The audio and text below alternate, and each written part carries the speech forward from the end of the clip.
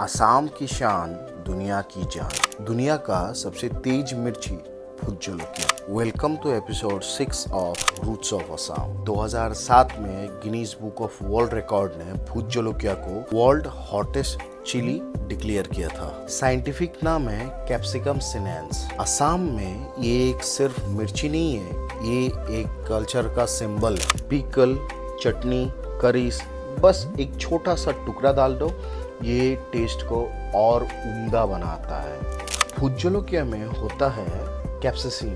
ये सिर्फ टेस्ट नहीं देता है, ये एक मेडिसिन भी है। ये आर्थराइटिस के पेन को कम करता है, एस्थमा को कम करता है, बॉडी मेटाबॉलिज्म बूस्ट करता है और सर्दी जुकाम तक भगाता है। And it is potential aid in cancer. और एक इंटरेस्टिंग बात बताऊं, पुराने लोग कहते हैं कि हाथियों को भगाने के लिए स्मोक बॉम्ब में भुत जलोकिया का यूज करते थे। भुत जलोकिया का तीखापन 10 लाख HHU से भी ज्यादा होता है। HHU माने स्कोवियल हिट यूनिट, जबकि नॉर्मल जो चिली होते हैं they are in the range of 2000 to 5000 HHU।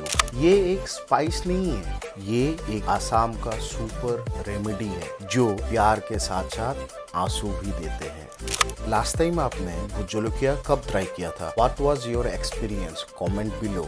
तब तक जय भारत, जय होमिया।